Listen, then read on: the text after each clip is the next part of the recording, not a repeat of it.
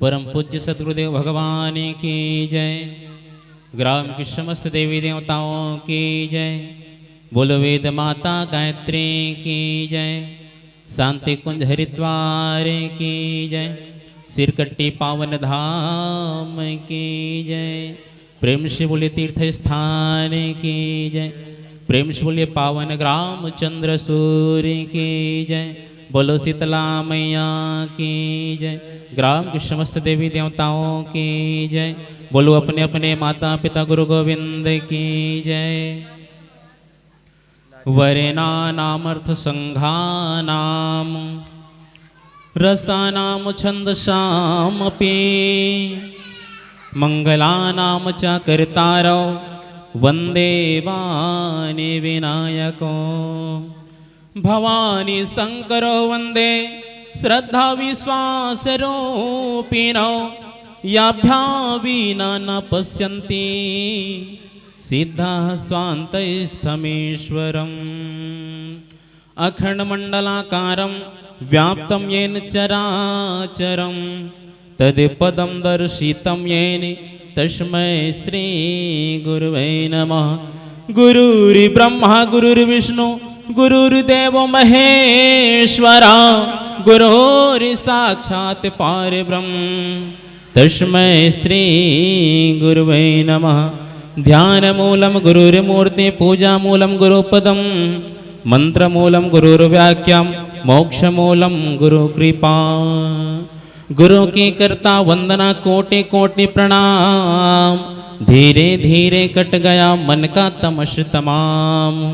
गुरु के सन कोई नहीं कौ न पाता पार। जीवन सरल बनाए के दशवा खोले द्वार। हर घट में प्रीतम वश बैठा सिरजनहार। गुरुवर दीन दयाल ही करते भव से पार। मंदिर मस्जिद खोजता काशी और कैलाश। गुरुवर हर पल बोलते खुद पे करो तलाश। नाम मिला गुरु ज्ञान से तुमसे अच पजाप। सुमरो अज पजाप सकल भ्रम मिट जाते हैं और मन के अपने आप। और मन के अपने आप। प्रेम से बोले श्री सद्गुरुदेव भगवान की जय। बोल श्यावर रामचंद्र भगवान की जय। बोलो श्री सीताराम भगवान की जय। परम श्रद्धे आदरणीय विद्वत गुरुजन एवं कौशल्य तुल्य बैठे माताओं, दशरथ तुल्य आदरणीय बुजुर्ग सियान राम लक्ष्मण भरत शत्रुघ्न बरोबर बैठे गांव की जम्मू भैया मन एवं सीता तुल्य गांव की माता बहिनी लाव कुछ बरोबर छोटे छोटे बाल गोपाल, आप सबके श्री पावन चरणों को नमन करते हुए प्रणाम करते हुए आज की जो संगोष्ठी कार्यक्रम प्रथम दिवस है उन पर जो मुझे आज सुंदर प्रसंग मिला है वो है गुरु महिमा का वर्णन। चरण कमल गुरु महिमा का वर्णन, उस पर हम चर्चा करेंगे। आइए आप सबके पावन चरणों को यही भाव के साथ में सिया राम मैं सब जग जानी करहु प्रणाम जोरी जुग पानी। सिया राम मैं सब जग जानी करहु प्रणाम जोरी जुग पानी। आइए इन्हीं भाव के साथ में अब सभी के चरणारविंद मुख कोटि नमन दंडवत प्रणाम साष्टांग नमन करते हुए आप सबका आशीर्वाद मुझ अकिंचन को मिले। और बड़ी सौभाग्य की बात है कि आज मुझ अकिंचन को भी इस राम कथा में यात्रा करने का अवसर मिला है, जो कि त्रिदिवसीय मानस संगोष्ठी कार्यक्रम ग्राम चंद्रसूर के पावन धराधाम पर आज से 3 दिन तक चलने वाले हैं। आप सभी इस कार्यक्रम में शामिल होकर के अपना जीवन सफल बनावें, क्योंकि ऐसे घोर कलयुग में हम सबको राम नाम की, राम की कथा का एवं राम की भजन संकीर्तन का अवसर मिलता है, तो बिल्कुल इस अवसर को ना छोड़ते हुए, ना गंवाते हुए इस अवसर का लाभ लेकर के हम इस भवसागर से पार जाने का सहज ही अवसर मिल रहा है, तो बिल्कुल इस अवसर को ना छोड़ें। और इन्हीं शुभ अवसर पर आज मेरे को सुंदर गुरु की महिमा गाने को अवसर मिला है। आइए, गुरु की महिमा और गुरु की लीला हम जितना गाएं उतना ही कम है। अर्थात गुरु की महिमा अनंत अपार है, जिसको हम न गा सकते हैं, न बजा सकते हैं, न बता सकते हैं। आइए आज अपनी टूटी फूटी वाणी से आप सबके बीच में चर्चा करने का प्रयास करेंगे। मुझे किंचन से जो गलती होगा उसको क्षमा करने की प्रयास करेंगे। आइए गुरु की महिमा अनंत बताते हैं, जिसकी पार वेद पुराण भी नहीं पाते, वे गुरु की महिमा आज हमको गाने का अवसर मिला है। कहते हैं कि सात समुद्र स्याही करूं लेखन सब वन राय, सात समुद्र स्याही करूं लेखन सब वन राय, धरती सब कागद करूं फिर भी गुरु गुण लिखा न जाए रे भैया, गुरु गुण लिखा न जाए। सात समुद्र स्याही करूं लेखन सब वन राय, और धरती सब कागज करूं फिर भी गुरु गुण लिखा न जाए, गुरु गुण लिखा न जाए। गुरु की महिमा इतना अनंत है। आइए गुरु की परिभाषा पहले जानते हैं। गु का मतलब होता है अंधकार और रु का मतलब होता है प्रकाश, यानी जो हमें अंधकार से प्रकाश की ओर ले जाए वो गुरु है। यानी हमें अज्ञानता से ज्ञान की ओर ले जाए वे सद्गुरु हैं। आइए, हमारे इस जीवन में जन्म से लेकर अंत तक के हमें गुरु की आवश्यकता होती है। हाँ, जन्म से लेकर अंत तक के गुरु की आवश्यकता होती है।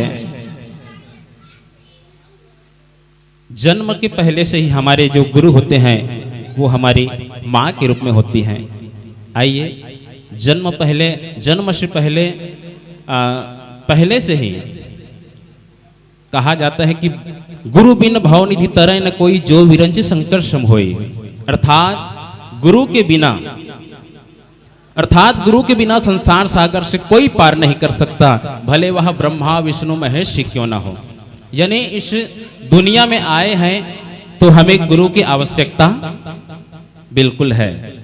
तो आज इसी पर हमें चर्चा करना है। सबले पहले हम जन्म लेते हैं तो हमारी जो गुरु होती है, सर्वप्रथम माँ होती है। माँ हमको उंगली पकड़कर चलना सिखाती है, देन पिताजी, और फिर जब हम शिक्षा के लिए जाते हैं स्कूल कॉलेज विद्यालय, तो वहाँ पर शिक्षकों के द्वारा हमें शिक्षा मिलती है, वो हमारे तीसरा गुरु। यानी जो हमें सदाचार आचरण सिखाए वो हमारे गुरु हैं। और जो हमें भगवान की प्राप्ति कराए, हमें भगवान से मिलाए, वो हमारे सद्गुरु हैं। यानी इन सब गुरुओं के बाद में एक गुरु जो हमें अध्यात्म की ओर, भगवान की ओर ले जाए, उस गुरु की हमें बेहद आवश्यकता होती है। गुरु केवल ज्ञान नहीं देता, गुरु भगवान देता है। गुरु केवल ज्ञान नहीं देता, गुरु भगवान देता है। गुरु आचरण नहीं देता, बल्कि गुरु जागरण देता है। यानी हम सब मोह की निशा में सो रहे हैं। मोह में हम सो रहे हैं, मोह की निशा में सो रहे हैं। यानी जब हमारे जीवन में गुरु का आगमन होता है, तब हम, यानी गुरु का आगमन होने से हमारे जो अंदर मोह है वो मोह दूर भागता है, तब हम वो मोह कब भागता है? जब हम गुरु की शरण में जाते हैं तब। इस प्रकार जब हम गुरु की शरण में जाएंगे तभी हमें ज्ञान की प्राप्ति होगी, और ज्ञान की प्राप्ति होगी तभी हमें भगवान की प्राप्ति होगी। यानी गुरु वो है जो अपने शिष्य की एक हाथ को पकड़ करके दूसरे हाथ को भगवान की ओर रख करके भगवान के हाथ से मिला देते हैं और खुद वहां से अलग हो जाते हैं। वो है गुरु। यानी गुरु शिष्य को श्रेष्ठ बनाता है, शिष्य को पका के छोड़ता है। जैसे गुरु के माध्यम से ही महाराज दशरथ जी को भगवान श्री रामचंद्र जी की प्राप्ति हुई थी, है ना। जब तक कि महाराज दशरथ गुरु के महल में नहीं गए तब तक कि उनको भगवान की प्राप्ति नहीं हुई। हाँ, महाराज दशरथ गुरु के द्वार पर जाकर के अपनी सारी समस्या सुनाते हैं, तब गुरु उनके समस्या का समाधान करते हैं। आज गुरु के द्वारा ही भगवान की प्राप्ति होती है। तो आज वशिष्ठ जी महाराज के द्वारा भगवान की प्राप्ति हुई महाराज दशरथ को। और कब? जब महाराज दशरथ को बोला गया, है ना, कि जाओ अब घर पर ही विश्राम करना, और विश्राम करते हुए मेरे जो बात है उन पर विश्वास करके घर पर राम नाम संकीर्तन करना। महाराज दशरथ गुरु के बातों का विश्वास करते हुए, गुरु के बात का विश्वास के साथ में घर पर रहे, महल पर रहे, तब जाके उनको भगवान की प्राप्ति हुई। यानी जिनको गुरु के बातों पर विश्वास नहीं होता उन्हें भगवान की प्राप्ति नहीं होती।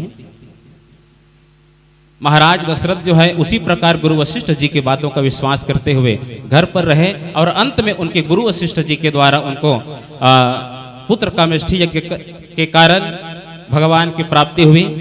उसी प्रकार माता सबरी भी गुरु के बातों को विश्वास करके गुरु के जाने के 60 वर्ष तक वो भगवान की इंतजार करते रहे।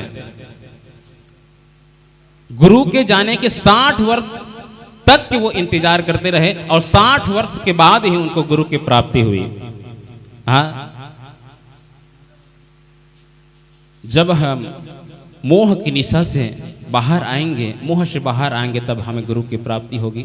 हम सब मोह में सो रहे हैं, मोह निशा सब सोहनिहारा, देखिया सपन अनेक प्रकारा, जानिए तब ही जीव जग जागा, तब सब विषय विलास विरागा। इस मोह से हम बाहर जाएंगे तब हमें गुरु की प्राप्ति और गुरु की कृपा मिलेगी। आज सबरी जो है गुरु की बातों को विश्वास करके अपने आश्रम में, अपने कुटिया में रह रही थी। उसी क्षण भगवान श्री रामचंद्र जी उनके दरवाजे को खटखटाते हैं, और खटखटाते हैं तो सबरी भगवान संकीर्तन में, राम नाम संकीर्तन में बैठी हुई थी। उसी क्षण उनकी गुरु की आवाज उनको सुनाई दिया कि सबरी दे, तुम्हारे दर पर भगवान तुम्हारे दरवाजे खटखटा रहे हैं। सबरी को लगा ये तो मेरे गुरुजी की आवाज है। कभी कभी ऐसा होता है जब हम अकेले में घर पर निवास करें या रह रहे हैं तो कोई अपने को पुकार रहा है या हमसे कुछ बात कर रहे हैं, इस तरीके का आभास होता है। उसी प्रकार सबरी को भी लगा कि मेरे को मेरे गुरुजी पुकार रहे हैं, मेरे को कुछ कह रहे हैं। सबरी को लगा, है ना, सबरी की गुरुजी उनको बोल रहे हैं कि सबरी देख तेरे द्वार पर भगवान श्री रामचंद्र जी लक्ष्मण जी पधारे हुए हैं। सबरी देखी राम फिर आए, गुरु के वचन समझ फिर आए, सरसिच लोचन बाह विशाला, जटा मुकुट सर उर्बन माला, श्याम गौर सुंदर दो भाई, सबरी करी चरण लपुटाई। यानी जो बात है, गुरु की जो बात कहे गए थे सबरी को, वो आज उनको याद आ गया कि भगवान तेरे द्वार पर चलकर आएंगे, तुमको कहीं जाना नहीं पड़ेगा। यानी उनको आभास हुआ कि गुरुदेव मेरे को कुछ बोल रहे हैं, और उस बात को सुन करके सबरी जो है बाहर की ओर दौड़े, और बाहर की ओर दौड़े तो जाकर के देखे कि वहां भगवान श्री रामचंद्र जी, भगवान श्री रामचंद्र जी लक्ष्मण जी समेत वहां पर खड़े हुए हैं। और जाकर के सबरी जी उन भगवान श्री रामचंद्र जी के चरण पर गिर गए, और गिर करके आंसुओं से ही उनके चरण धोने लगे। यानी सबरी को उनके गुरु के बातों पर विश्वास था, इस कारण से उनको भगवान की प्राप्ति हुई। और माता सती को भगवान शंकर सदगुरु की बात पर विश्वास नहीं हुआ, इस कारण से उनको भगवान की प्राप्ति नहीं हुई। भगवान शंकर जब कथा सुनने के लिए अगस्त मुनि के पास गए थे, वहां से वापस आते हुए हृदय विचारत जात हर कहीं विद दर्शन होय, विचारते हुए मन में जा रहे थे। उसी क्षण भगवान उनको दर्शन देते हैं, और दर्शन देते हैं तो भगवान शंकर उनको मन ही मन वहीं से प्रणाम करते हैं, और प्रणाम करने के बाद आगे चल पड़ते हैं। माता सती को ये बात कुछ अच्छा सा नहीं लगा, है ना। अब कथा सुनी होती माता सती तो वो उनको जान पड़ता कि ये भगवान है, पार ब्रह्म परमेश्वर है, पर वो कथा को ध्यान से नहीं सुनी थी, इस कारण से उनको जान नहीं पड़ा। और उनको भ्रम हुआ कि ये कौन दो राजकुमार है, उनको प्रणाम कर रहे हैं, है ना। भगवान शंकर को पूछे कि ये कौन दो राजकुमार हैं। भगवान शंकर बोले, सती ये हमारे पार ब्रह्म परमेश्वर है, हमारे इष्ट है, भगवान श्री रामचंद्र जी हैं जो नर लीला कर रहे हैं। इस क्षण हम उनका दूर से प्रणाम कर रहे हैं। माता सती सोचने लगे कि ये दोनों राजकुमार अगर पार ब्रह्म परमेश्वर होते तो ये नारी की विरह में इधर उधर ना भटकते, बल्कि वो जान जाते कि उनकी नारी कहाँ है, उनकी अर्धांगिनी कहाँ है। इस भ्रम में पड़ करके माता सती भगवान शंकर की बात को ना माने, इस कारण से माता सती को भगवान की प्राप्ति नहीं हुई।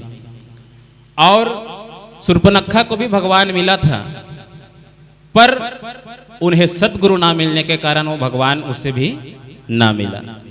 हाँ, शूर्पणखा को भी मिला था भगवान, पर उसी क्षण अगर शूर्पणखा को कोई गुरु मिल जाता, कोई संत मिल जाता, और उनके माध्यम से बताए जाते हैं कि ये भगवान है, इनकी शरण पढ़ लो, इनके शरण में जाओ, ऐसा शूर्पणखा को बताया जाता तो बिल्कुल शूर्पणखा को भी भगवान मिल जाते हैं। इस प्रकार गुरु के बात पर जो विश्वास रखता है उनको भगवान की प्राप्ति होती है। गुरु वो है जो अपने शिष्य को श्रेष्ठ बनाता है। यानी गुरु अपने शिष्य को जब तक के भगवान के साथ में नहीं मिलाएगा तब तक के वो शिष्य को छोड़ने वाला, शिष्य के हाथ को छोड़ने वाला नहीं है। गुरु अपने शिष्य को साथ में रख करके, अपने पास में रख करके उनको सेता है। गुरु ध्यान से सेता है, गुरु अपने पास में रख करके सेता है। जैसे पक्षी जब अंडा देता है ना, तो उनको बहुत सारा अंडा देता है, और छोटे छोटे जो चिड़िया होता है, पक्षी होता है, वो 4, 5, 6 जो जितना भी हो अंडा देता है। और अंडा देने के बाद में पक्षी उनको सेता है। सेने का मतलब उनको पकाता है ना। कब तक के पकाता है उनको? जब तक कि उस अंडे से कोई उनका बच्चा, उनका उस अंडे से बच्चा बाहर ना आ जाए, तब तक के उनको पकाता है, श्रेष्ठ बनाता है। उसी प्रकार गुरु जो है ध्यान से भी सेता है और अपने पास में रख करके भी सेता है। जब तक के शिष्य को भगवान से ना मिला दे तब तक कि गुरु अपने शिष्य को नहीं छोड़ता। जैसे ध्यान का मतलब, ध्यान से एक जीव भी अपने अंडे को सेता है। जैसे कछुआ हो गया और मगर भी, है ना। कछुआ भी अपने अंडे को ध्यान से सेता है और मगर भी अपने अंडे को ध्यान से सेता है। जैसे कछुआ रहता है पानी में, मगर भी रहता है पानी में, और वो दोनों जीव आकर के पानी में अंडे नहीं देता, बल्कि कहाँ देता है? वो नदी से बाहर आकर के या समुद्र से बाहर आकर के वो बालू में अंडे देता है और बहुत सारे अंडे देने के बाद में वो अंडे को ढक करके, बालू से ढक करके, रेत से ढक करके वो पुनः पानी में चले जाता है और जा करके पानी में रह करके वो अपने अंडे को सेता है, ध्यान से सेता है। ध्यान से वो मगर है, वो कछुए है, वो उस अंडे को सेता है और जब तक कि उनका ध्यान नहीं हटता, जब तक उस अंडे से ना वो कछुआ का बच्चा ना निकल आए या वो मगर का बच्चा ना निकल आए। आप लोग ध्यान देते होंगे, जैसे जब कछुए के अंडे से जब कछुआ का बच्चा बाहर आता है तो सीधा इधर उधर ना जा करके सीधा पानी की ओर जाता है, सीधा पानी में ही जाता है। क्यों? क्योंकि वो ध्यान से पला हुआ है। उसी प्रकार हम अगर गुरु के ध्यान में रहे, गुरु के शरण में रहे, तो बिल्कुल हम इस सांसारिक माया मोह में ना फंस करके हम बिल्कुल इधर उधर ना दौड़ करके, बल्कि कहाँ दौड़ेंगे? सीधा भगवान की शरण में दौड़ेंगे, सीधा भगवान की शरण में दौड़ेंगे।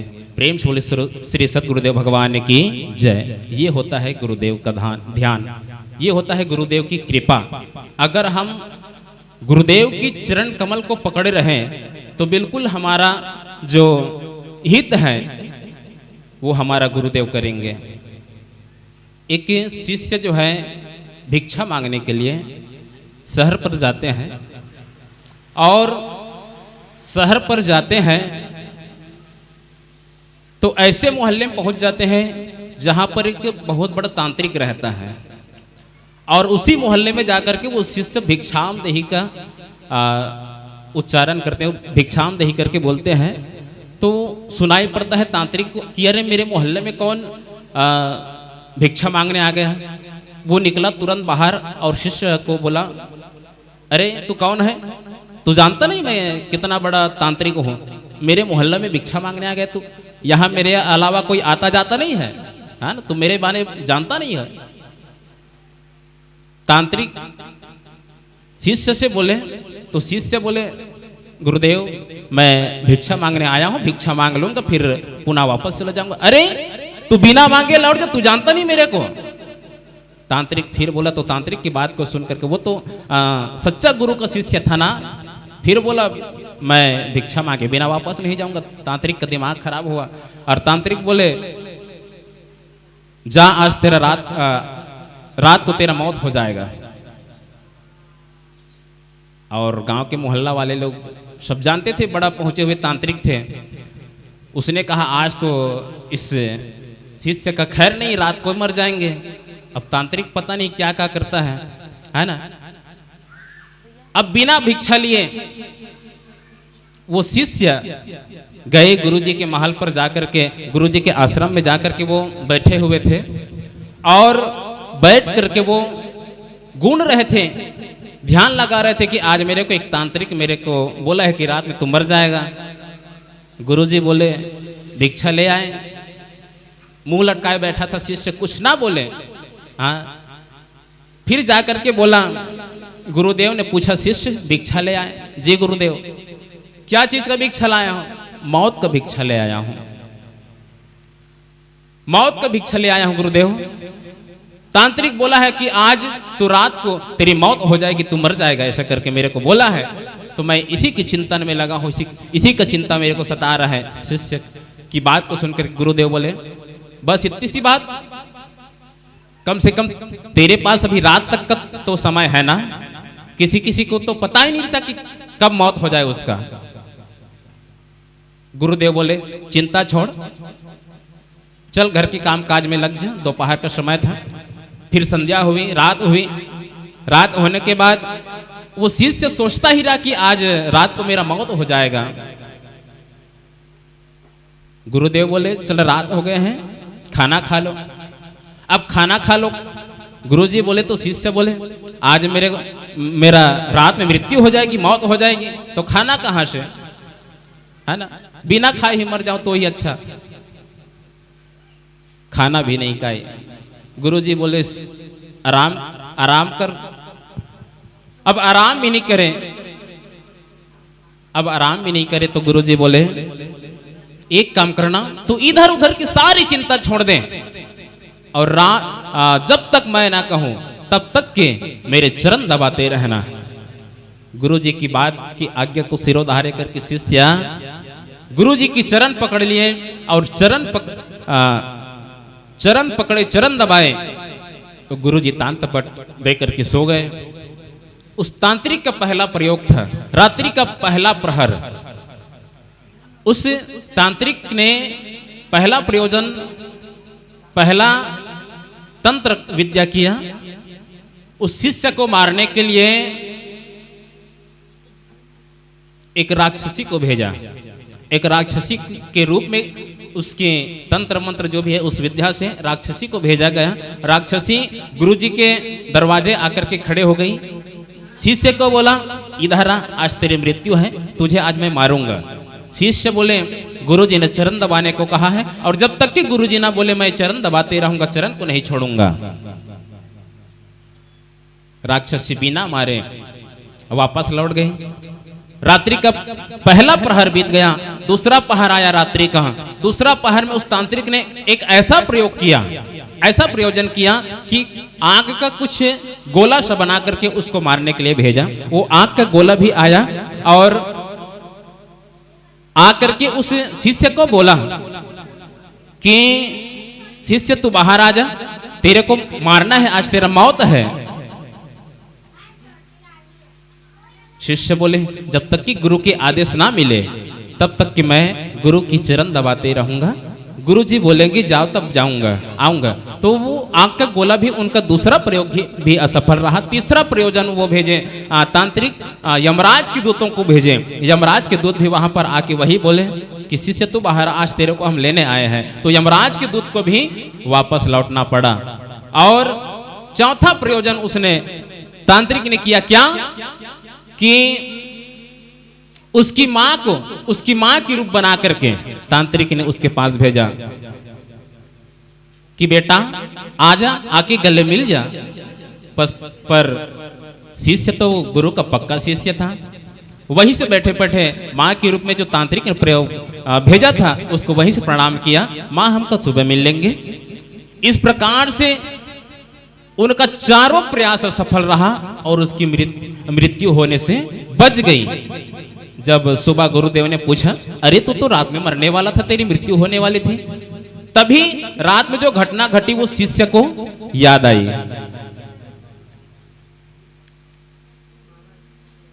कि वो तांत्रिक जो बोला था वो चार प्रयोजन से मेरे को मारने के प्रयास की, लेकिन मेरा जो हट था, मेरा जो मन था गुरु के चरण कमल में था। इस कारण से वो तांत्रिक के चारों तंत्र विद्या मेरे ऊपर काम नहीं किया और आज मैं जिंदा बच गया। यही चरण कमल, यही गुरु की आशीर्वाद, यही शरण, गुरु की शरण में रहने की महिमा है। यानी जो गुरु के चरण कमल में रहता है उसे कभी किसी का कोई बाल भी बाका नहीं कर सकता। आइए, बोलने को तो बहुत था पर समय को भी ध्यान में रखना है। आज मैं इस संगोष्ठी की पावन अवसर में पहला वक्ता के रूप में विराजमान मेरे को अवसर मिला। आप सभी को साष्टांग नमन पुनः प्रणाम करते हुए मेरा समय यही खत्म और अपनी वाणी को विराम करते हुए आप सभी को पुनः मेरा कोटि नमन है, प्रणाम है। बोल श्री सद्गुरुदेव भगवान की जय। के भगवान हम मिले नहीं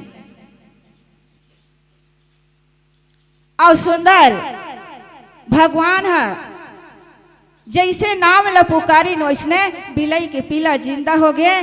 भक्त प्रहलाद की ही सदाई, ये राम नाम के महिमा है, ये राम नाम के प्रभाव से ये बिलई पीला है बच गए। और देखा जाए भक्त प्रहलाद हिरण्यकश्यप के बेटा, ओला अतेक दंड दे, वह कतका दंड दे। भगवान के नाम ला मत ले। अब भक्त प्रहलाद के पिताजी का है कि मोर नाम ले, काबर की मैं भगवान हराम, मैं भगवान हराम, मोर नाम ले कहा। और भक्त प्रहलाद ला नाना प्रकार के कष्ट देश, काबर बहुत दुष्ट रही से हिरण्यकश्यप है। अपन आप ला भगवान माने। मैं भगवान हराऊं कहा कावर के हिरण्यकश्यप अब बड़ा कन वरदान मांग दे रहीस कथे संत मन बताथे तेकर से ती ज्यादा गरजे और वरदान का मांगे रही से अस्त्र से मरो न शस्त्र से मरो न रात में मरो न दिन में मरो अंदर मरो न बाहर मरो ऐसे वरदान मांगे रही से ओला कोई चीज के डर नहीं रही से वो भगवान ला घलोक नहीं डरे। तो भक्त प्रहलाद ला बहुत कुछ दंड देस हिरण्यकश्यप कहा है तोर भगवान है ऐसे कहा। तो भक्त प्रहलाद का पिताजी भगवान कण कण में है रोम रोम में है हर जगह भगवान है। भगवान ला देखे नहीं लागे अपन मन के मंदिर बना ले वही भगवान है। जैसे हनुमान जी महाराज राम नाम रटते रटते राम और सीता ला दोनों ला अपन वश में रख ली। अतिक हनुमान जी के भक्ति और इसने भक्त प्रहलाद के भक्ति है। तो राम नाम तो कहे वह तोर भगवान कहाँ है कहे तो समझाए अपन पिताजी ला पिताजी भगवान हर जगह मौजूद है कहेगी मगर हम देख नहीं सकन। तो एक दिन का हुई जीत कर दिस भगवान ला देखा करके। तो भक्त प्रहलाद है कि पिताजी भगवान तो दीवार में है खंभा में है मंदिर में है मस्जिद में हर जगह भगवान है कि। तो इस प्रकार भगवान श्री हरि विष्णु जी हा हिरण्यकश्यप ला मारे बार ओकर रूप ला बदले ला पड़ीस और ओकर अपन रूप ला बदल करके ओकर वध करीस। तो आवा मोर बेरा हो गई है यही करले अपन वाड़ी ला विराम देत हूँ। बोलिए भरत प्रिय रामचंद्र की जय। कावेरी के तू भगवान हा हिरण्यकश्यप ला मारे बर ओकर रूप ला बदले ला पड़ीस। तो अच्छा नामकरण संस्कार तुलना आत्मा में भी चर्चा करना रही से मोला काबर मोर ध्यान नहीं रही से।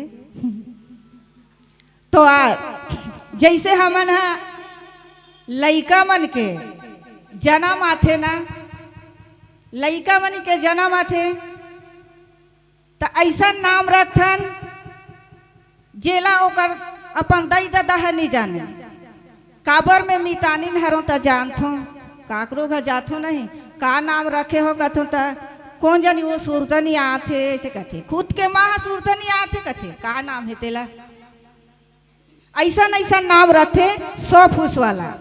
और पहले के मन है भगवान के नाम रखे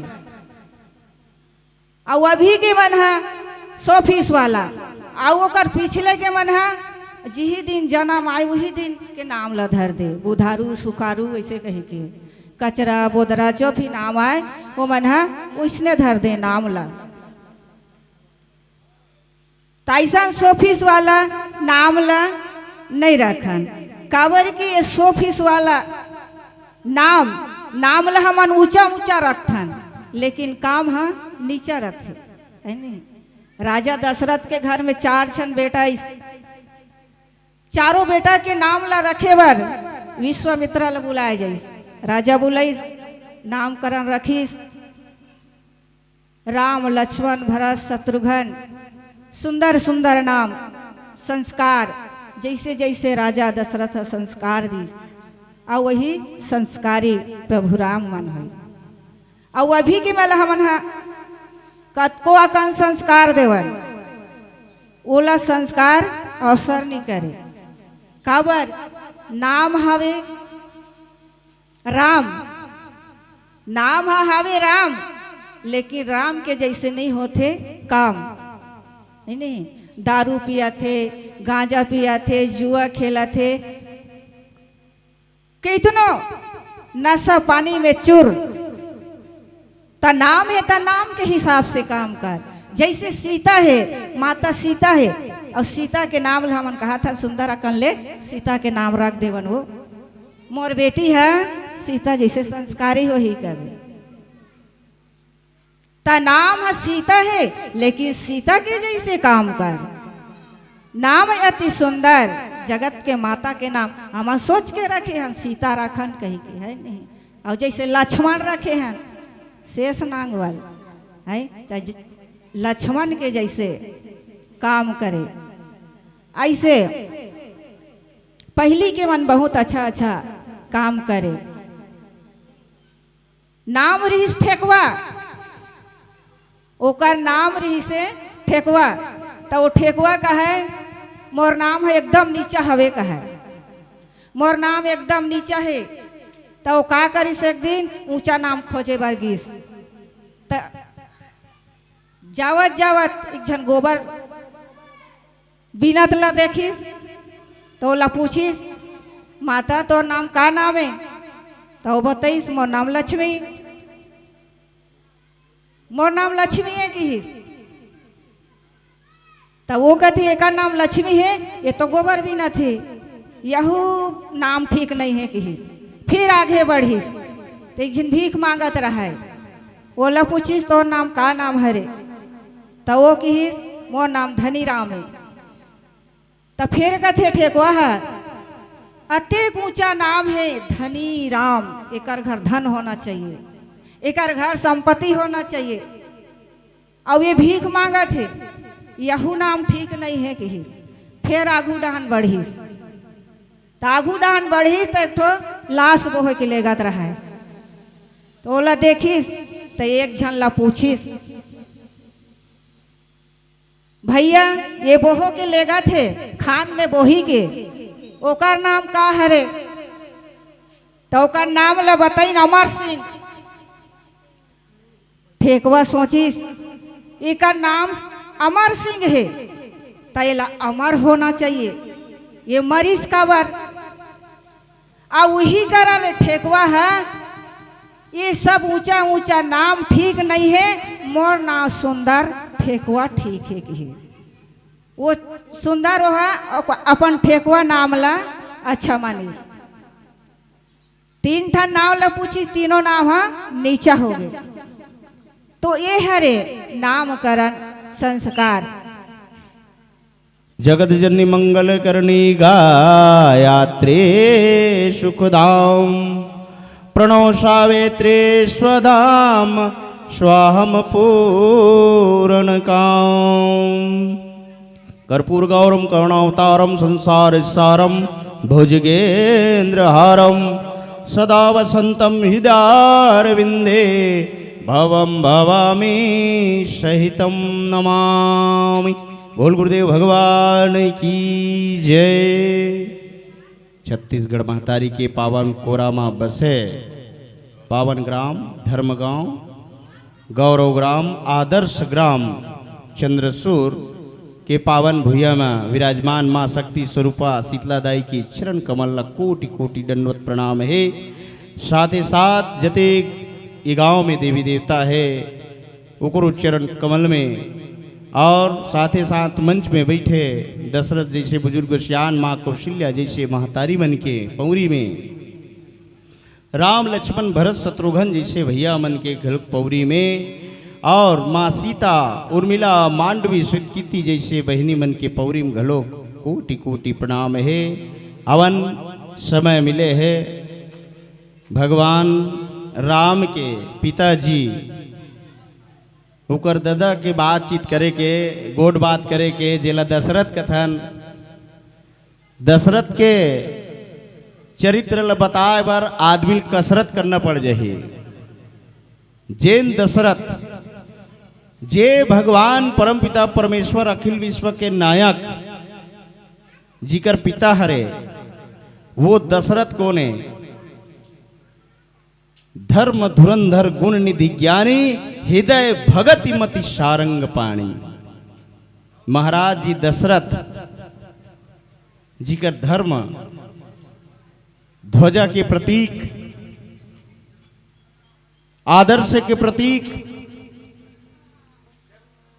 गुण के प्रतीक, शील के प्रतीक, इकर प्रतिनिधित्व करने वाला के नाम ही दशरथ है। 5 कर्मेंद्री और 5 ज्ञानेंद्री जेला रथ बना के साथ में चलने वाला जिकर नाम है दशरथ। हमूमन ये 5 कर्मेंद्री और 5 ज्ञानेंद्री ला अपन वश में करके कहूं चलबो तो यहू शरीर हा रथी बन जही। लेकिन हम इंद्रिय के पीछे भागबो, जैसे हमार आंखी देखा थे और हम आंखी देखा तिकर पीछू पीछू भागबो, मन कहा तिकर पीछू पीछू भागबो, कान कहा थे सुनत है तिकर पीछू पीछू भागबो, तो हम भटक जबो। यदि 5 ज्ञानेंद्री 5 कर्मेंद्री में यदि हमर वश हो गए तब तो हमर घर राम आए। और एक जनऊ है 10 मुख जेला रावण कथन, जे हम 10 मुख से अपन का कर्म करीस और का कृत्य करीस तिकर घर मेघनाथ जैसे काम के अवतरण होइस। अब आप लोग हमला सोचना है कि हमला दशरथ बनना है कि रावण बनना है। उकरो कर 10 इंद्री रही से, हमरो मन कर 10 इंद्री है, राजा दशरथ के पास भी 10 इंद्री रही। आप और हमला विचार करना है कि यदि हमला दशरथ बनना है तो हमार घर राम जैसे बेटा के अवतरण हुई, और यदि रावण बनना है तो हमार घर मेघनाथ जैसे बेटा पैदा हुई। संतों, यदि हमार ये 10 इंद्री में वश हो गए तब हम दशरथ के उपाधि पा सकथन।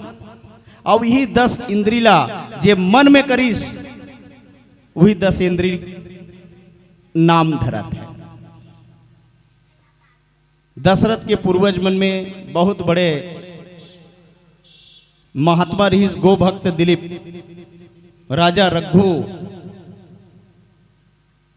उकर पूर्वज मन के बखान करना तो इसे तो 64-65 जन बताते, लेकिन राजा दिलीप इतना गौ भक्त रहीन। एक समय के बात है, रावण दिलीप कर पहुंचिस और दिलीप संध्या वंदना करत रहीन। राजा दिलीप संध्या वंदना करत रहीस और संध्या वंदन करते समय जब अर्घ देत रही से, जल देत रही से, उतनी भी रावण पीछू में खड़े रहीस। दिलीप ध्यान लगीस और ध्यान करीस ना तो देखीस कि एक शेर जो है मां गौ के शिकार करे वाला गतरी से 10,000 कोस में एक गौ के शिकार करत रही। कौन हा? शेर हा। दिलीप इतना धर्मात्मा राजा रही, ध्यान करीस, पता चल गई कि गौ हत्या होने वाला है। दिलीप सोचिस अरे गौ माता की हत्या होने वाला है। दिलीप अर्ध देत रीते जल ला पीछू करके जब फेंकिस ना तो वो हा बहुत सारा बाण बनिस, और वो बाण हा सीधा जाके लगिस कौन ला? वो सिंह ला लगिस। रावण वाला पूछिस दिलीप ते हा ये अर्ध जो पानी दे हस ओला कैसे फेंके तानो बांध बन गए? तोल विश्वास नहीं थे, जाके देख ले की से। रावण पाछुन जाके देखेल की ना तो वास्तव में जो अर्ध दे रही से वो बाण बने रही से, और वो सिंह ला लगे रही से, जिकर से उस सिंह के मृत्यु हो गए। इतना धर्मात्मा राजा रही दिलीप। ऐसन गौभक्त दधीची जे अपन पूरा शरीर ला ध्यान दे दिस, यहुआ रामे के वंशज है, रामे के कुल में जन्म ले है। राजा रघु जेहर सर्वत्र लपन दान कर दिस, राजा हरिचंद जेहर सर्वत्र लपन दान कर दिस। ऐसे ऐसे धर्मात्मा राजा, ऐसे ऐसे प्रतापी राजा ये रघुकुल में आए हैं, और रघुकुल रीति सदा चली आई, प्राण जाए पर वचन न जाई। प्राण के खातिर वचन के खातिर अपन मोह नहीं करिस प्राण के। राम और लक्ष्मण इतना प्रेम रहीस राजा दशरथ से, लेकिन वचन ला श्रेष्ठ करिस। माता कैकेयी वरदान दिस, 2 वरदान, लेकिन अपन प्राण ला निछावर कर दिस, लेकिन वचन ला निछावर करे बर अपन प्राण ला आगे रखिस, धर्म ला आगे रखिस। और धर्म ला आगे रखे के कारण आज दशरथ जी महाराज अपन प्राण ला त्याग दिस। जैसन उकर पुरखा मनोर सिखा रही से वही रास्ता में आज दशरथ जी महाराज भी अग्रसर होइस। ये पुरखा मन के आशीर्वाद ले आप और हम सब ला भी हमर पुरखा मन के जो रीति रिवाज है ओला मानना चाहिए, नकारना नहीं चाहिए। ऐसे राजा दशरथ के जीवन वास्तव में यदि हम सब ला राजा दशरथ के जैसे बनना है, यदि हमरो घर राम ला लाना है तो राजा दशरथ के जीवन ला अपनावन, और यदि काम रूपी मेघनाथ ला लाना है तो रावण के जीवन ला अपनाना है। ये आप हम सब ला फैसला करना है। बोले भक्तवत्सल भगवान की जय, बोल सियापति राम। बोलिए सियावर रामचंद्र की जय, उमापति महादेव की जय, पवन सुत हनुमान की जय, आदि शक्ति माँ जगदम्बा की जय, गांव की समस्त देवी देवताओं की जय, अपने अपने गुरु गोविंद माता पिता की जय। त्रिदिवसीय मानस संगोष्ठी कार्यक्रम के तहत आज ये पावन ग्राम चंद्रसुर, गौरा ग्राम चंद्रसुर, जिनकी जितनी महिमा की जाए कम है, ऐसे पावन ग्राम में आज उपस्थित हमारे इस मंच पर राघवेंद्र सरकार मानस परिषद के अध्यक्ष आदरणीय हमारे श्री दुष्यंत कुमार जी पटेल, कोषाध्यक्ष आदरणीय हमारे श्री ब्रिजलाल अग्निवंशी जी, आदरणीय हमारे श्री हेमेंद्र साहू जी, आप कोषाध्यक्ष मानस शक्ति केंद्र मगरलोड, आदरणीय हमारे डॉक्टर श्री नरेंद्र निषाद जी, सचिव महोदय ग्राम पंचायत, और समस्त हमारी ममतामयी करुणामयी शक्ति स्वरूपा माता एवं बहनों, सभी मेरे आदरणीय गुरुजन, ज्येष्ठ श्रेष्ठ, आप सबको मेरा सादर नमन प्रणाम। आदरणीय हमारे मन संचालक भैया श्री गिरीश जी और आदरणीय कैमरामैन जी, आप सबको भी मेरा सादर नमन है, प्रणाम है। सबसे पहले तो मैं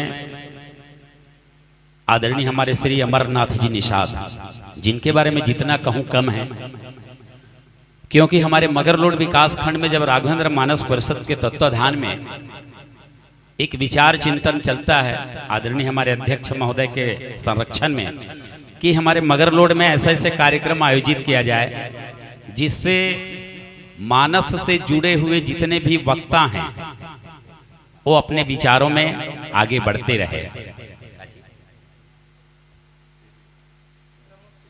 आदरणीय हमारे गुरुदेव श्री प्रमोद सर जी से निवेदन है कि आप भी आएंगे मंच पर, आइए सर। तो एक विचार चलता है कि हम मगरलोड विकास खंड में हमारे मानस के व्याख्याकार लोग अपने चिंतन में मानस पर चिंतन करते करते आगे बढ़े, और यही आगे बढ़ाने का कार्य एक ऐसा बीड़ा हमारे राघवेंद्र मानस परिषद के माध्यम से किया जा रहा है। और उसी के तहत ये पावन ग्राम आपके चंदसुर में आदरणीय हमारे श्री अमरनाथ जी निषाद, जिन्होंने ये बहुत ही सुंदर कार्यक्रम रखा गया है, और हमारे जो नए नए मानस से जुड़े हुए व्याख्याकार हैं, उनकी व्याख्या में धीरे धीरे उनके विचारों में बढ़ोतरी हो, वो मानस के गहन चिंतन की ओर आगे बढ़े, और साथ साथ ये क्षेत्र जो है पूरा मगरलोड जो है मानसमय हो जाए।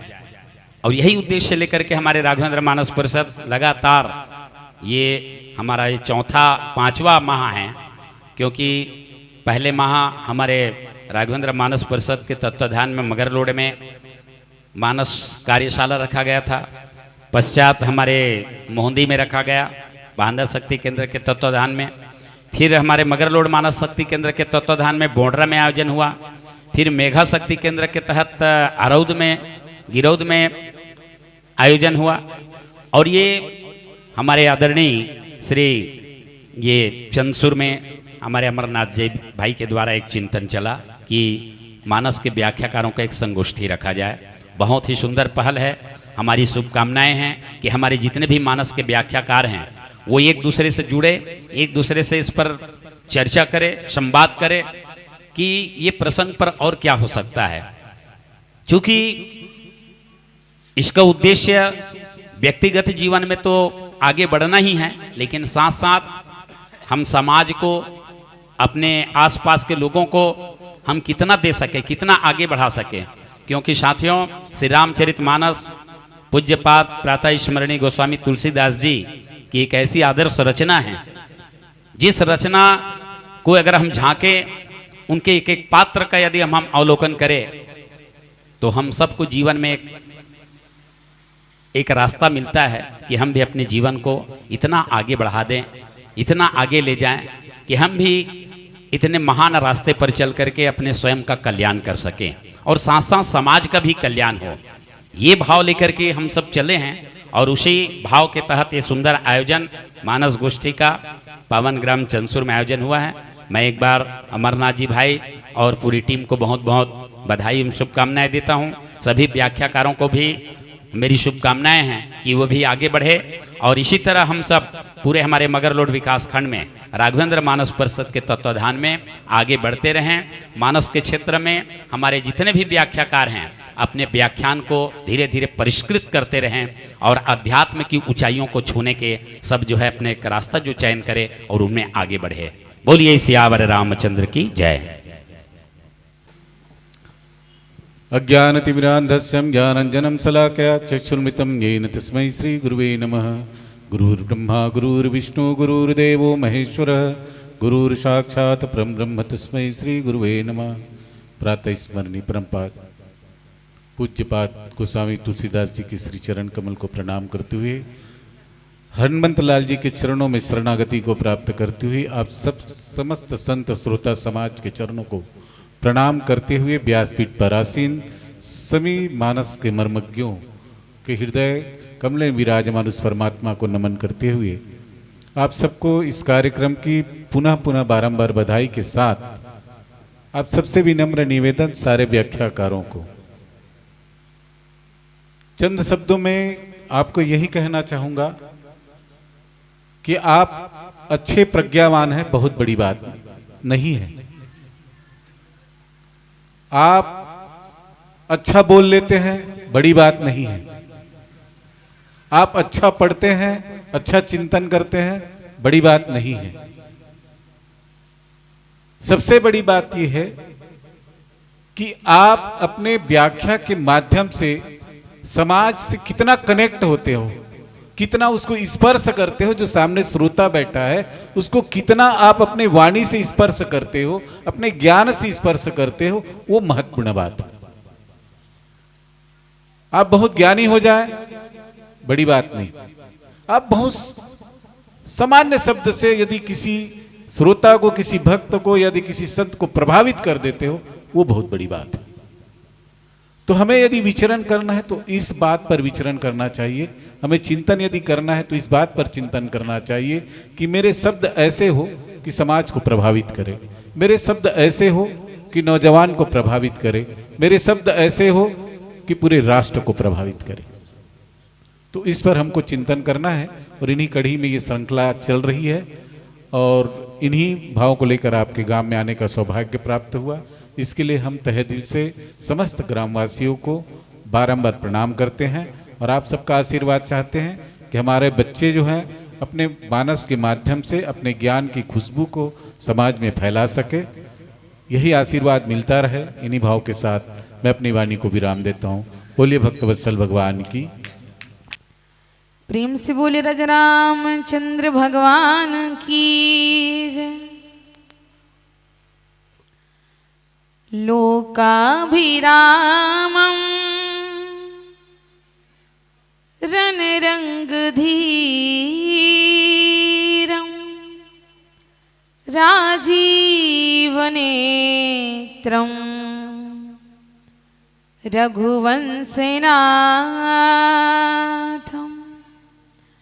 कारुण्यरूपं करुणाकरन्तं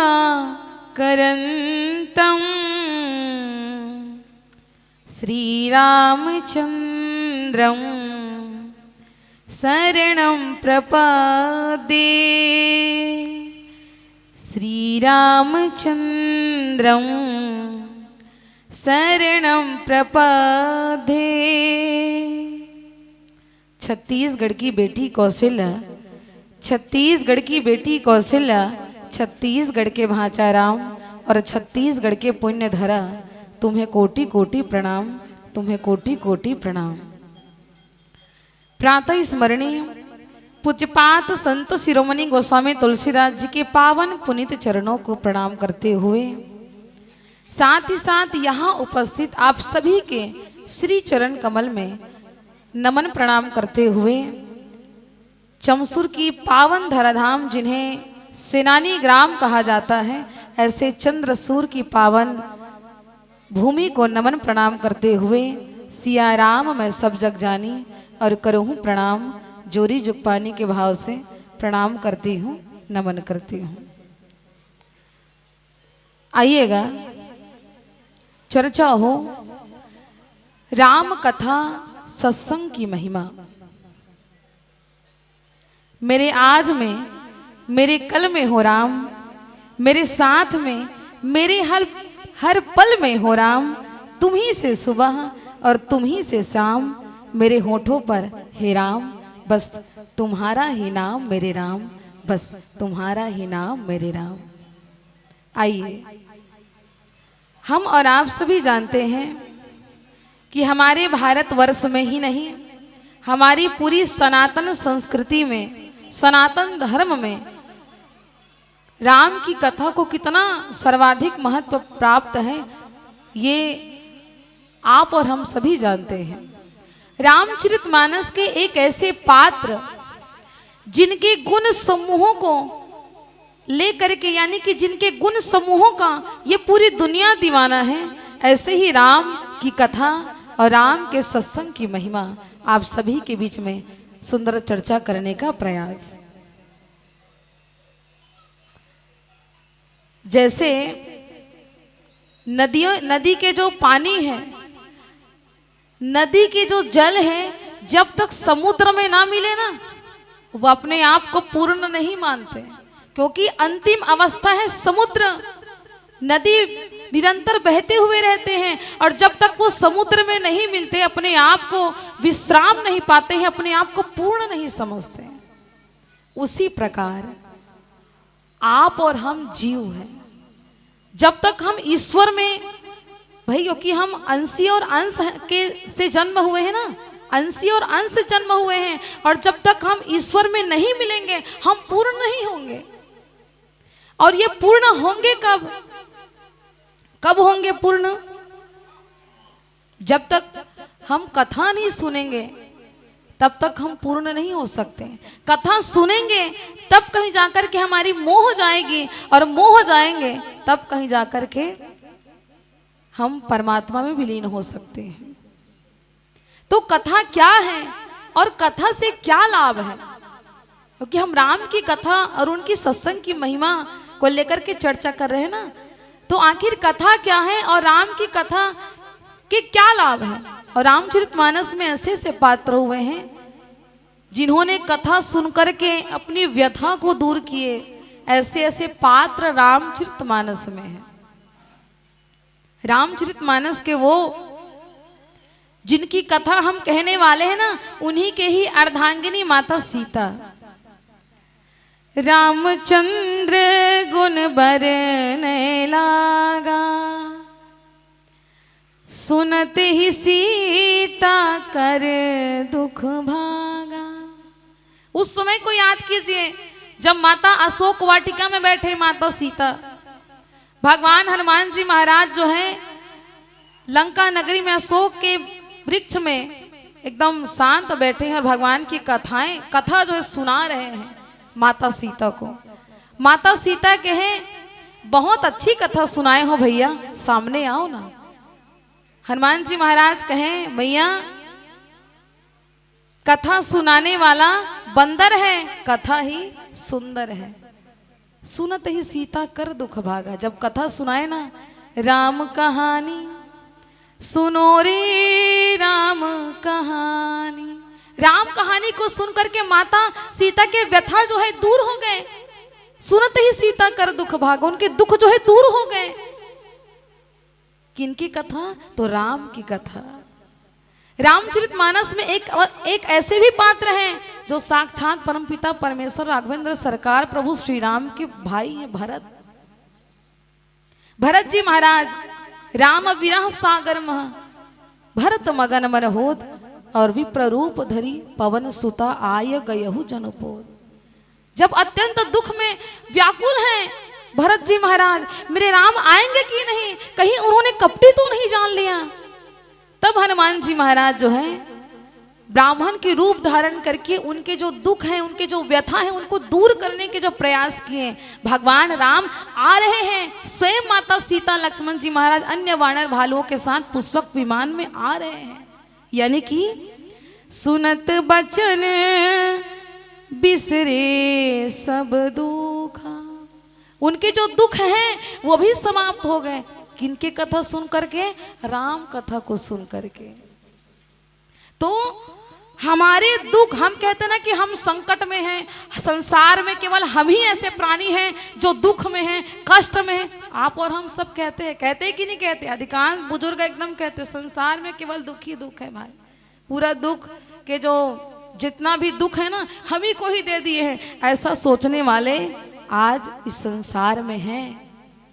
लेकिन याद कीजिए, सोच के देखिए, राजा हरिश्चंद्र जो इक्ष्वाकु वंश रघुवंश के एकमात्र ऐसे प्रतापी राजा हैं जिन्होंने इस संसार में सत्य के पालन करते हुए संसार में सत्यता को लाया, लेकिन उनको भी बिकना पड़ा राजा होने के बावजूद।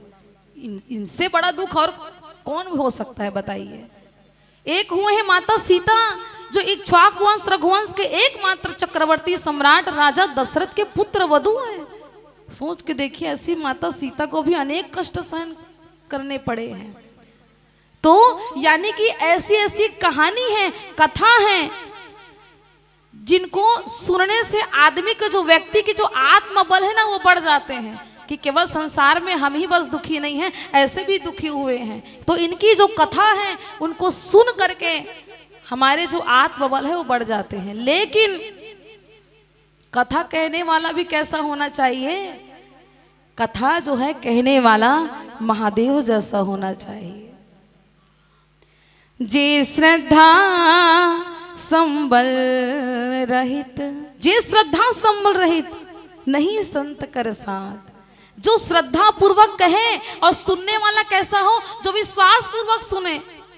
भाई व्यक्ति के जीवन में श्रद्धा ही नहीं है, कहने वाला श्रद्धा पूर्वक कह ही नहीं रहे हैं, सुनने वाला विश्वास पूर्वक सुन ही नहीं रहे हैं, तो क्या ही दुख दूर होंगे।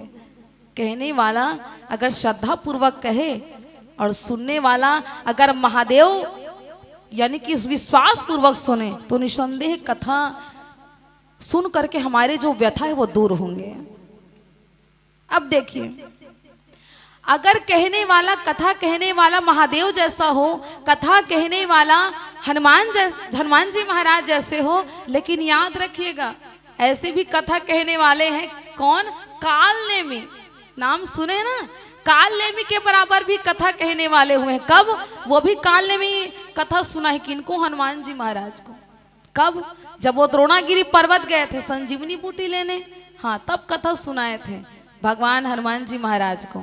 तो कथा वो जो किसी को जीवन दे, कथा वो जो वैराग्य को जगाए। ऐसा नहीं, काल ने भी तो यही सोच रहे हैं ना कि लक्ष्मण जी महाराज मर जाएं और संजीवनी बूटी उन तक पहुंच ही ना पाए।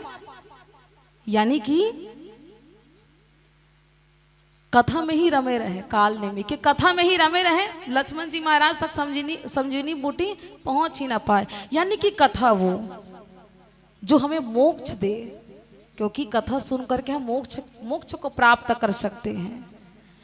स्वयं भवसागर से पार हो सकते हैं, और दूसरा चीज हम ईश्वर तक की यात्रा कर सकते हैं।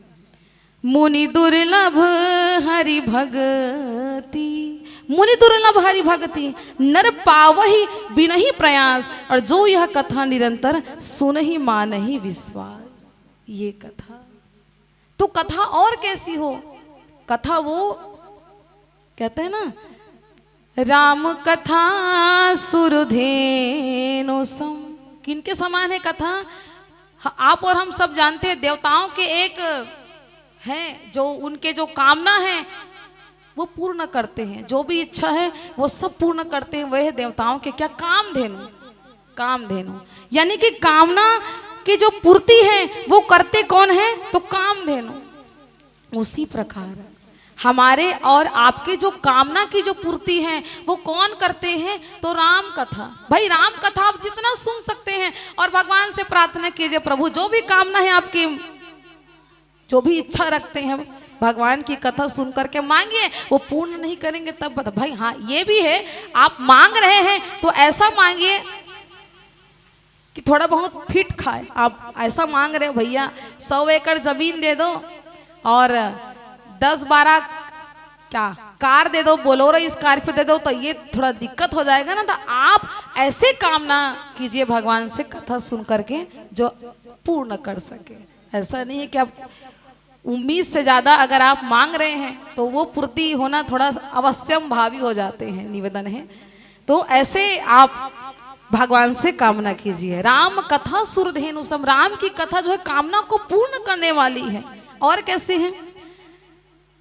राम कथा मंदाकिनी, राम कथा मंदाकिनी। याद रखिएगा, शरीर की पवित्रता के लिए पानी मंदाकिनी की जरूरत है, मंदाकिनी की जरूरत है, लेकिन मन की पवित्रता के लिए राम कथा की जरूरत है।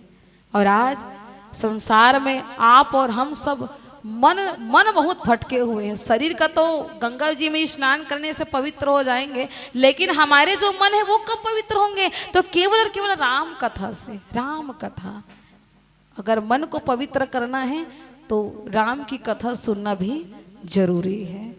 और क्या? राम कथा सुंदर करताली, संशय विहग उड़ावनिहारी। राम कथा क्या है? सुंदर करतारी। भाई जो हमारे जो संशय हैं, संशय रूप संदेह रूपी जो पक्षियां हैं उनको उड़ा करके ले जाते हैं, ऐसे राम कथा है। सोच के देखिए, हमारे आपके अंदर में इतना ज्यादा संदेह है कि पूछिए मन को तो छोड़ दीजिए, संदेह को देखिए, कितना संदेह है हमारे अंदर। लेकिन उन सभी संदेह जो हैं वो दूर हो जाएंगे, बस क्या? राम कथा। अब देखिए, राम कथा तो है, एक और कहते हैं रामचरितमानस में, राम कथा शशि किरण समाना। राम कथा शशि किरण समाना। राम कथा शशि किरण सम, शशि किरण के समान है राम कथा। जैसे निरंतर प्रकाश में होते ही रहते हैं ना, चंद्रमा को किसी लाइट की आवश्यकता नहीं, दिए की आवश्यकता नहीं है, उसी प्रकार जो राम की कथा है वो शशि किरण के समान है, जो निरंतर प्रकाश में होते रहते हैं। अगर हमारे आपके जीवन को निरंतर प्रकाशमय बनाना चाहते हैं ना, चंद्रमा की भांति अगर हम भी जगमगाना चाहते हैं, तो निसंदेह प्यारे संतों राम कथा को आप आश्रय बनाइए, जीवन सफल हो जाएगा। अब देखिए, अब ये राम कथा मिलेंगे कहाँ? भाई कहते हैं ना, जहां आपने राम कथा कह लिए, सत्संग प्राप्त कर लिया, सत्संग हो गया आपके जीवन में। लेकिन ये राम कथा मिलेंगे कहाँ? किसके ठेले में मिलेंगे भैया? तो राम की कथा जो है सत्संग में मिलेंगे। लेकिन कहते भी हैं कि आप जहां राम कथा कह लिए वहीं सत्संग बन जाते हैं, चारों धाम बन जाते हैं। बिनु सत्संग न हरि कथा, तेहि बिनु मोहन भा, मोह गए बिनु राम पद, होई न दृढ़ अनुराग। हाँ, जब तक हम सत्संग नहीं करेंगे, हमारा मोह नहीं जाएगा, और मोह नहीं जाएगा तो मान के चलिए परमात्मा के चरणों में प्रेम नहीं होगा, अनुराग नहीं होगा, और जब प्रेम नहीं होगा तो कथा में मन लगने वाला नहीं है। तो सबसे पहले जरूरी है राम की कथा से प्रेम। और कैसा प्रेम? निस्वार्थ प्रेम। जो प्रेम रामचरितमानस के ऐसे ऐसे पात्रों ने किए जिनकी हम कल्पना भी नहीं कर सकते हैं। ऐसे ऐसे पात्रों ने प्रेम किया है भगवान से, निस्वार्थ प्रेम। बिनु सतसंग न हरि कथा तेहि बिन मोह न भाग, और मोह गए बिनु राम पद होई न दृढ़ अनुराग। ये अनुराग अगर हम करेंगे, ये प्रेम हम करेंगे तो निसंदेह भगवान की कथा भी हो जाएंगे, सत्संग भी हो जाएंगे, और उनकी जो महिमा है उनको भी हम गा सकेंगे। तो जीव के जीवन में तो कुल मिला के कहने का भाव ये, जीव के जीवन में कहीं भी क्षण पड़े, जब भी समय पड़े, अगर संतों के माध्यम से, संतों के सानिध्य में रह करके अगर हम भगवान की कथा और उनकी कहानियों को सुन सकते हैं तो जितना हो सके आप सुनिए। गुरु के आदर्शों का पालन करें, माता पिता की आज्ञा का पालन करें, और कहीं भी हो भगवान की कथा का अवसर मिले जरूर सुने। हरिओम। बोलिए लखन से रामचंद्र की जय। परिपूर्णतम परमात्मा, आकरण करुणा बरसाने वाले भगवान राम को सादर प्रणाम। मंच पर विराजमान श्रेष्ठ महाभाग आप सभी की श्री चरण कमलों को मैं प्रणाम करती हूँ। आइए भगवान के सेम कृपा से हम सबको बड़ा सुंदर अवसर मिला है राम कथा कहने, सुनने, जानने का। रामचरितमानस में बाबा गोस्वामी तुलसीदास जी महाराज बड़ी सुंदर बात लिखते हैं। कहे, एक घड़ी आधो घड़ी पुनि आधो के आध, तुलसी चर्चा राम के कटे कोट अपराध। कहीं एक घड़ी आधा घड़ी भी मनुष्य अगर भगवान की कथा सुनता है तो उनके जीवन से अपराध का दमन होता है। आइए ऐसी भगवत कृपा हम सबको मिली है, हम सबके जीवन में भी आज अपराध को कम करने का मौका मिला है। हम सब प्रयास करें, कुछ क्षण अपने आप को भगवान को सौंप कर अपने इस जीवन को पुण्य की भागीदारी बनाएं, और अपनी इस जीवन के पापों को, अपराधों को कम करने का प्रयास करें। क्योंकि रामचरितमानस की अनेक महिमा है, जो मनुष्य गाता है, पढ़ता है, सुनता है, निश्चित ही उनके जीवन में कल्याण होता है। भगवान शंकर जब देवी पार्वती को राम कथा बताना प्रारंभ किए, राम कथा के लाभ को पहले बताए। कहे, देवी राम कथा कैसी है? तो राम कथा कैसी है? भगवान शंकर कहे, मंगल करनी कलिमल हरने तुलसी कथा रघुनाथ की। भगवान की कथा कैसी है? तो भगवान की कथा ऐसी है कि ये अमंगल को दहन करती है और मंगल कर देती है, ऐसी भगवान की कथा है। आइए अपने जीवन के अमंगलों को दहन करने के लिए हम भगवान की कथा को श्रवण करें, भगवान के मंगलमय पावन गाथा को हम सब सुने और अपने जीवन में आत्मसात करने का प्रयास करें। आइए मैं आप सबके बीच में भगवान राम के जन्म लेने के कारणों को बताने का प्रयास करूंगी। क्योंकि रामचरितमानस में भगवान के जन्म लेने का, वैसे मूलतः मुख्य रूप से भगवान का जन्म किस कारण से होता है? तो जब जब होई धर्म कै हानि, बाढ़ई असुर अधम अभिमानी। मुख्य रूप से भगवान के जन्म लेने का कारण जब जब होई धर्म के हानि, जब जब धर्म की हानि होती है, बाढ़ई असुर अधम अभिमानी, और संसार में अधम अभिमानी राक्षस बढ़ जाते हैं, तब तब प्रभु धरि विविध शरीरा। तब तब भगवान जो है विविध प्रकार के शरीर धारण करते हैं। हर ही कृपा निधि सज्जन पीड़ा, और सज्जनों की पीड़ा हरते हैं। ये मुख्य कारण है भगवान के जन्म लेने का, कि जब जब संसार में धर्म की हानि, पाप बढ़ता है, राक्षस बढ़ते हैं, तब तब भगवान विविध शरीर धारण करते हैं और सज्जनों की पीड़ा को हरते हैं।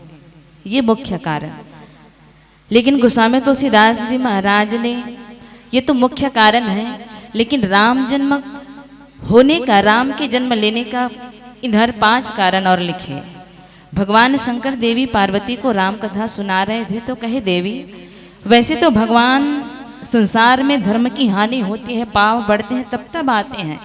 पर एक दो कारणों को मैं आपको बताता हूँ देवी राम जन्म के। और भगवान जो है, भगवान भोलेनाथ जो है, देवी पार्वती को राम जन्म के पहला कारण बताए। वैसे कहे राम जन्म के हेतु अनेका परम विचित्र एक ते एका। राम जन्म के अनेक कारण और सब कारण एक से बढ़कर एक है। सबसे पहला कारण कहें, द्वारपाल हरि के प्रिय दो, जय अरु विजय जान सबको। पहला कारण भगवान हरि के दो द्वारपाल, जिसका नाम जय और विजय, जिनकी कथा हम सबको सुनने को मिलती है। सनकादि ब्राह्मण का श्राप मिला है जय और विजय को। सनकादि ब्राह्मण जो है भगवान हरि के दर्शन करने जा रहे थे, हरि के द्वार पर पहुंचे और उसके द्वार पर जो उनके द्वारपाल थे जय और विजय, दोनों ने सनकादि मुनि को जाने नहीं दिया, भगवान के दर्शन करने नहीं दिया। 3 बार उन्होंने कहा कि हमें जाने दीजिए, भगवान का दर्शन करना है, पर तीनों बार उनको जाने नहीं दिए। तो ऐसा कहा गया कि जय और विजय 3 बार रोके हैं सनकादि ब्राह्मण को भगवान के दर्शन से, इसीलिए 3 जन्म तक उन्हें राक्षस कुल में जन्म लेने का श्राप मिला, ऐसा कहा गया यहाँ पे। तो ये जय और विजय सनकादि ब्राह्मण को भगवान हरि के दर्शन करने से रोका, जिस कारण उसको श्राप मिला कि अरे तुम दोनों मुझे भगवान के दर्शन करने से रोकते हो, जाओ तुम दोनों 3 जन्म तक राक्षस हो जाओ। तो ये जय और विजय सनकादि ब्राह्मण के श्राप के कारण 3 जन्म तक राक्षस कुल में जन्म लिया। यही दोनों सतयुग में हिरण्यकश्यप और हिरण्याक्ष हुए। हिरण्यकश्यप को मारने के लिए भगवान नरसिंह रूप धारण किए, हिरण्याक्ष को मारने के लिए भगवान वाराह रूप धारण किए। ये सतयुग की कथा। वही जय और विजय 3 जन्मों तक राक्षस होने का श्राप मिला। सतयुग में बने हिरण्यकश्यप और हिरण्याक्ष, त्रेता युग में बने यही रावण और कुंभकर्ण, और द्वापर में बने दंतवक्र और शिशुपाल। तो 3 बार इन्होंने रोका था, तो 3 जन्म तक इन्हें राक्षस कुल में जन्म लेने का श्राप मिला और इसको मारने के लिए भगवान को अवतार लेना पड़ा। ये पहला कारण। दूसरा कारण भगवान शंकर देवी पार्वती को बताए। कौन सा कारण? बाता जलंधर की कथा। एक कल्प में जलंधर को मारने के लिए भगवान को अवतार लेना पड़ा। सती वृंदा की कथा। पूरे संसार में जलंधर इतना ताकतवर हो गया था जिसको स्वयं भगवान शंकर भी नहीं मार पा रहे थे। और नहीं मरने का कारण क्या था? सती वृंदा का सतीत्व। माता सती वृंदा जो इतनी पवित्र और एक पतिव्रता नारी थी, जिसके कारण जलंधर जो है मारा नहीं जा रहा था, स्वयं भगवान शंकर भी हरा नहीं पाए। तो जलंधर को मारने के लिए भगवान को सती वृंदा के सतीत्व को भंग करना पड़ा। और कैसे भंग किए? जहाँ पर देवी सती वृंदा जो है तप कर रही थी, वहाँ पे भगवान विष्णु ने छल किया। वो जलंधर का रूप धर के माता सती वृंदा के सतीत्व को भंग किया, और सतीत्व जब भंग हुआ तभी जलंधर मारा गया।